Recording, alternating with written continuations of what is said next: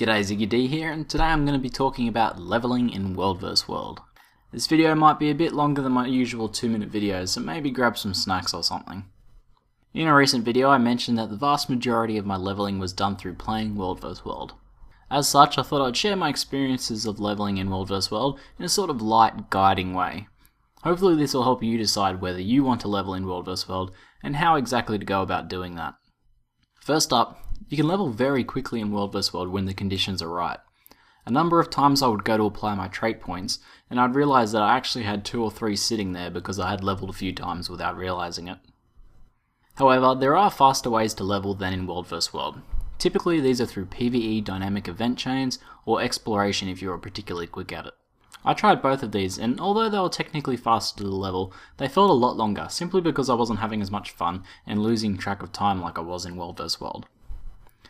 It's my thought that unless you're in an actual competitive leveling race, then perceived leveling speed is far more important than actual leveling speed.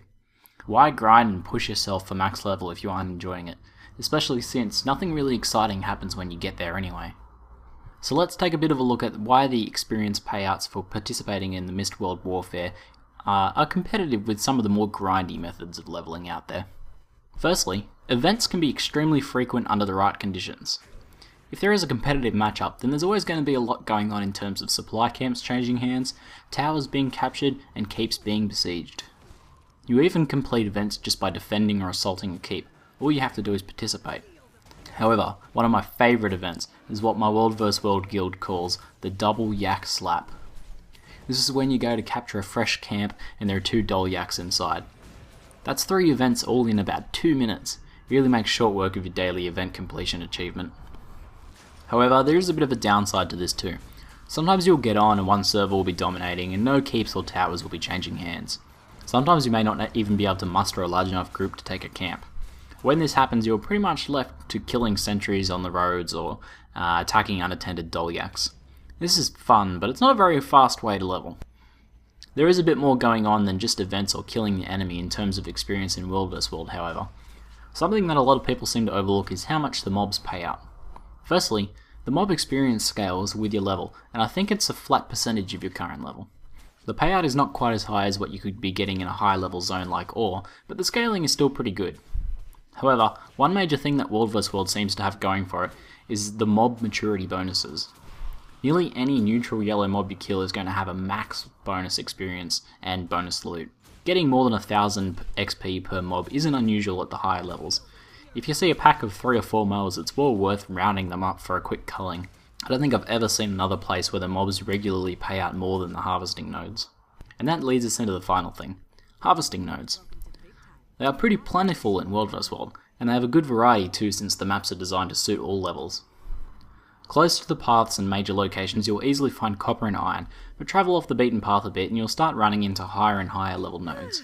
You can pretty much get everything you need to level your crafting up to 400, though you won't find tier 6 stuff like orichalcum.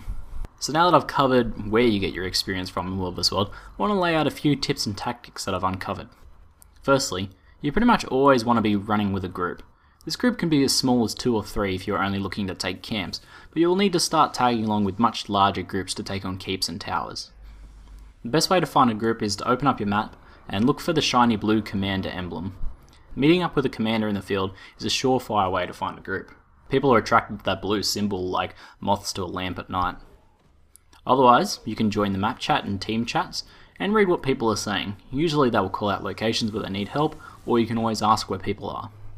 However, by far the best way to always have people to run with is by joining a World vs. World guild. Every server will have 1 or more dedicated World vs. World guilds, and they are always looking for new recruits to hurl their bodies at the enemies of their server.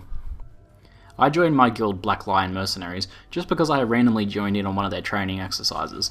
You can easily find a guild for your server by going to Reddit or WvW2guilds.org. If you're thinking about doing World vs. World even somewhat seriously, then I highly recommend this, as it just makes things a lot smoother and a lot more fun. There is also a much higher chance that you'll be privy to cool things like sneaky sieges and night assaults, which you just can't do by yourself. The next tip I have is to take a moment to assess the current situation before you just run off into battle. Check out the map, read the chat for a minute, and figure out where you can best be of assistance. There is always something you can do, even when everyone else is asleep and the server is quiet, As I said earlier, just 2 people are enough to take camp sometimes, and if there's another person standing around in town, then consider partying up with them to go take on some camps while the enemy isn't looking. Get your guerrilla warfare face on, strike quickly, and you can often leave an enemy Zerg unable to catch you. Next up, try tweaking your setup for movement speed as much as possible. I run the 25% passive move speed bonus on my Thief, and I also use the short bow and swiftness on dodge for even more increased mobility. You're going to be doing a lot of running from place to place, and the quicker you are, the better. Logistics are a huge part of warfare, so they can't exactly stick waypoints everywhere. The upside of this is that you'll see plenty of harvesting nodes, and you'll become very good at using your mobility skills. While I'm on the topic of builds and setups, make sure you always have a ranged option available to you. A lot of the larger fights won't allow you to get into melee distance, so as a warrior you may want to swap out those backup axes for a longbow. If you can choose a ranged option that has some AoE abilities, then it's even better as it will make you much more useful in sieges. Often you can't get a direct line of sight on wall defenders, so you need to AoE the walls in order to do some damage. You don't need to reroll as an engineer or anything though, so don't be too worried. My Thief, for example, only really has cluster bombs for sieges, but I get by pretty well. My final tip is to not be afraid to talk to other players and party up.